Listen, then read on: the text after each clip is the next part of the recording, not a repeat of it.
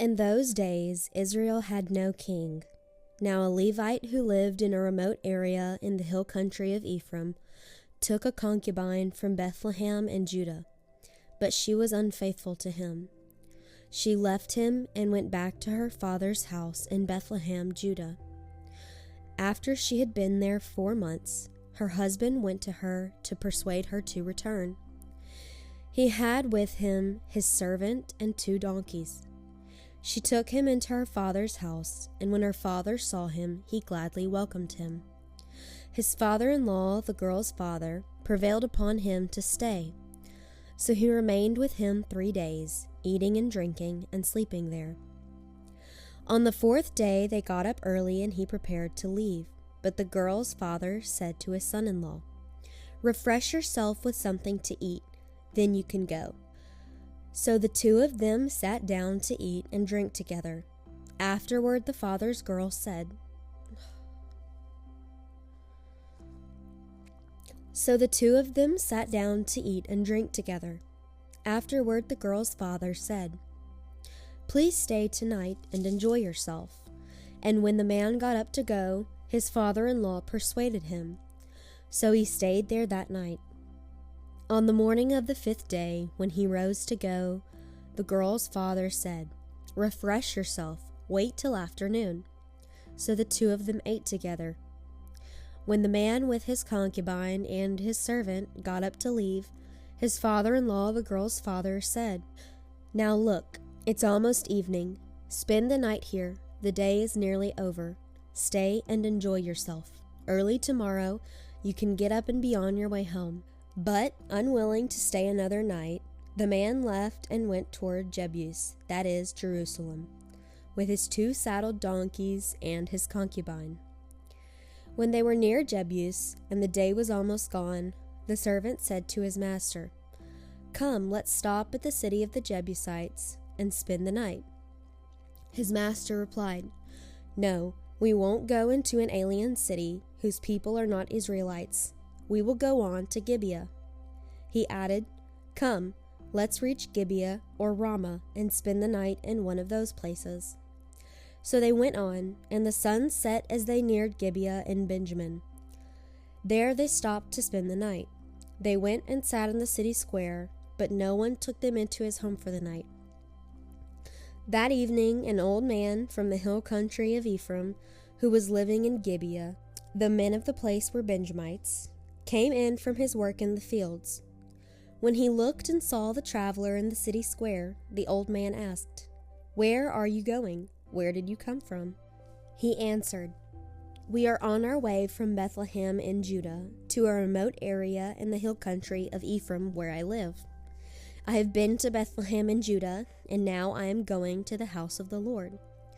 No one has taken me into his house. We have both straw and fodder for our donkeys, and bread and wine for ourselves, your servants, me, your maidservant, and the young man with us. We don't need anything." "You are welcome at my house," the old man said. "Let me supply whatever you need. Only don't spend the night in the square." So he took him into his house and fed his donkeys. After they had washed their feet, they had something to eat and drink. While they were enjoying themselves, some of the wicked men of the city surrounded the house. Pounding on the door, they shouted to the old man who owned the house, "Bring out the man who came to your house, so we can have sex with him." The owner of the house went outside and said to them, "No, my friends, don't be so vile. Since this man is my guest, don't do this disgraceful thing.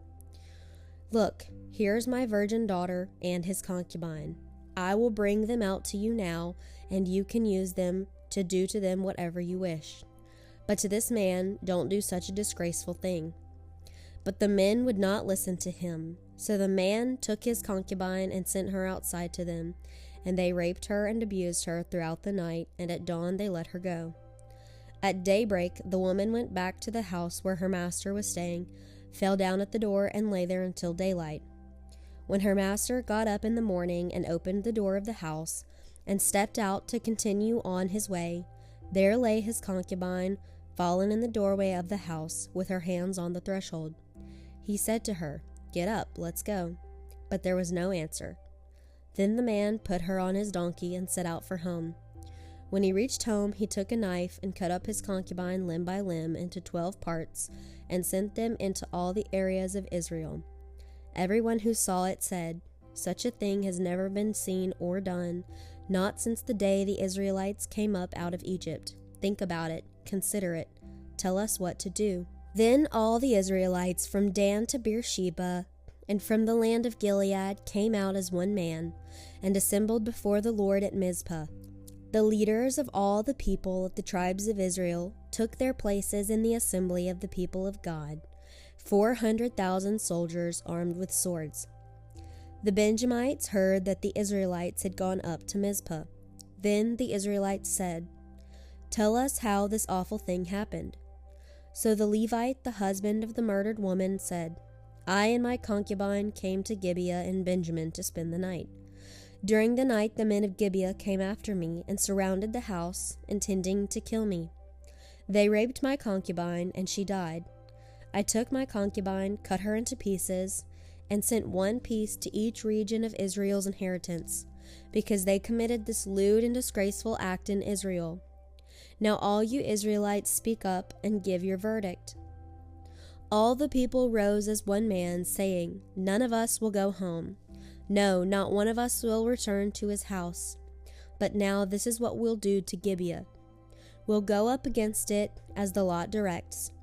We'll take 10 men out of every 100 from all the tribes of Israel, and 100 from 1,000, and 1,000 from 10,000, to get provisions for the army. Then, when the army arrives at Gibeah in Benjamin, it can give them what they deserve for all this vileness done in Israel." So all the men of Israel got together and united as one man against the city. The tribes of Israel sent men throughout the tribe of Benjamin, saying, "What about this awful crime that was committed among you? Now surrender those wicked men of Gibeah, so that we may put them to death and purge the evil from Israel." But the Benjamites would not listen to their fellow Israelites. From their towns they came together at Gibeah to fight against the Israelites. At once the Benjamites mobilized 26,000 swordsmen from their towns, in addition to 700 chosen men from those living in Gibeah. Among all these soldiers there were 700 chosen men who were left-handed, each of whom could sling a stone at a hair and not miss. Israel, apart from Benjamin, mustered 400,000 swordsmen, all of them fighting men. The Israelites went up to Bethel and inquired of God. They said, "Who of us shall go first to fight against the Benjamites?"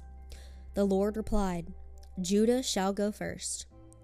The next morning the Israelites got up and pitched camp near Gibeah. The men of Israel went out to fight the Benjamites and took up battle positions against them at Gibeah. The Benjamites came out of Gibeah and cut down 22,000 Israelites on the battlefield that day. But the men of Israel encouraged one another and again took up their positions where they had stationed themselves the first day. The Israelites went up and wept before the Lord until evening, and they inquired of the Lord. They said, "Shall we go up again to battle against the Benjamites, our brothers?" The Lord answered, "Go up against them." Then the Israelites drew near to Benjamin the second day. This time, when the Benjamites came out from Gibeah to oppose them, they cut down another 18,000 Israelites, all of them armed with swords. Then the Israelites, all the people, went up to Bethel, and there they sat weeping before the Lord. They fasted that day until evening and presented burnt offerings and fellowship offerings to the Lord. And the Israelites inquired of the Lord. In those days the ark of the covenant of God was there, with Phinehas son of Eleazar, the son of Aaron, ministering before it. They asked, "Shall we go up again to battle with Benjamin or not?" The Lord replied, "Go, for tomorrow I will give them into your hands." Then Israel set an ambush around Gibeah. They went up against the Benjamites on the third day, and took up positions against Gibeah as they had done before. The Benjamites came out to meet them, and were drawn away from the city. They began to inflict casualties on the Israelites as before, so that about 30 men fell in the open field and on the roads, the one leading to Bethel and the other to Gibeah. While the Benjamites were saying, "We are defeating them as before," the Israelites were saying, "Let's retreat and draw them away from the city to the roads." All the men of Israel moved from their places and took up positions at Baal Tamar, and the Israelite ambush charged out of its place on the west of Gibeah. Then 10,000 of Israel's finest men made a frontal attack on Gibeah. The fighting was so heavy that the Benjamites did not realize how near disaster was. The Lord defeated Benjamin before Israel, and on that day the Israelites struck down 25,100 Benjamites, all armed with swords. Then the Benjamites saw that they were beaten. Now the men of Israel had given way before Benjamin because they relied on the ambush they had set near Gibeah. The men who had been in ambush made a sudden dash into Gibeah, spread out, and put the whole city to the sword. The men of Israel had arranged with the ambush that they should send up a great cloud of smoke from the city, and then the men of Israel would turn in the battle. The Benjamites had begun to inflict casualties on the men of Israel, about 30, and they said, "We are defeating them as in the first battle." But when the column of smoke began to rise from the city, the Benjamites turned and saw the smoke of the whole city going up into the sky. Then the men of Israel turned on them, and the men of Benjamin were terrified, because they realized that disaster had come upon them.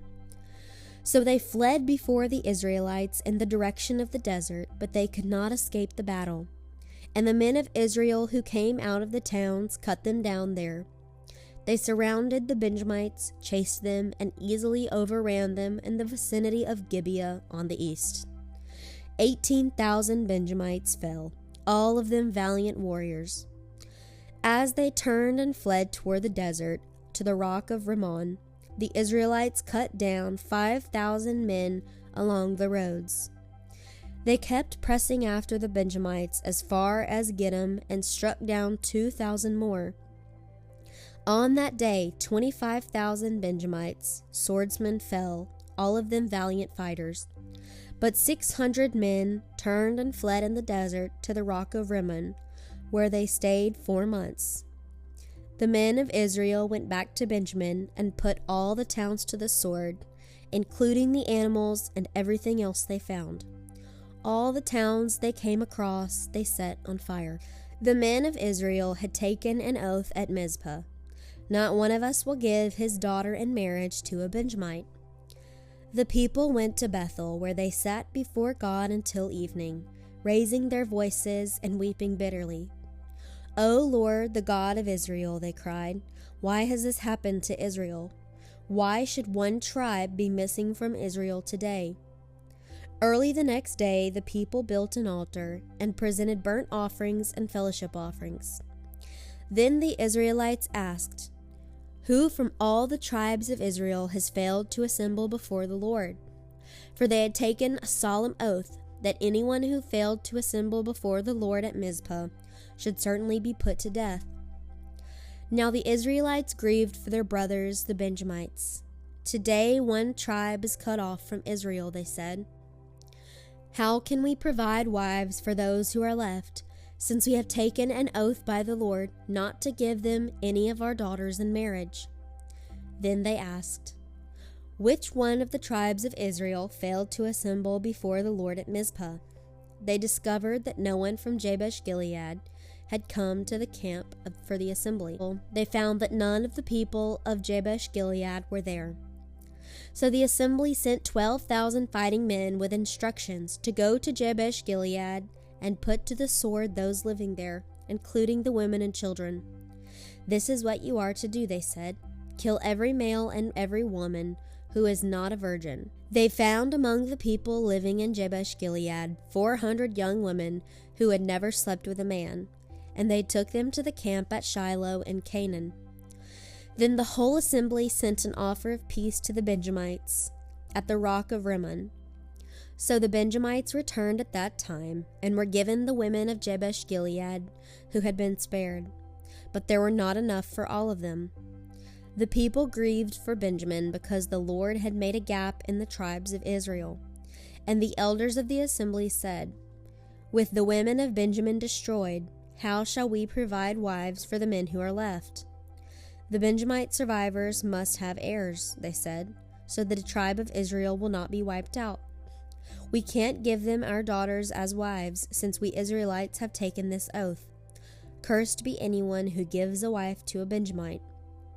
But look, there is the annual festival of the Lord in Shiloh, to the north of Bethel, and east of the road that goes from Bethel to Shechem, and to the south of Libonah." So they instructed the Benjamites, saying, "Go and hide in the vineyards and watch. When the girls of Shiloh come out to join in dancing, then rush from the vineyards, and each of you seize a wife from the girls of Shiloh, and go into the land of Benjamin. When their fathers or brothers complain to us, we will say to them, 'Do us a kindness by helping them, because we did not get wives for them during the war, and you are innocent, since you did not give your daughters to them.'" So this is what the Benjamites did. While the girls were dancing, each man caught one and carried her off to be his wife. Then they returned to their inheritance and rebuilt the towns and settled in them. At that time the Israelites left that place and went home to their tribes and clans, each to his own inheritance. In those days Israel had no king, and everyone did as he saw fit.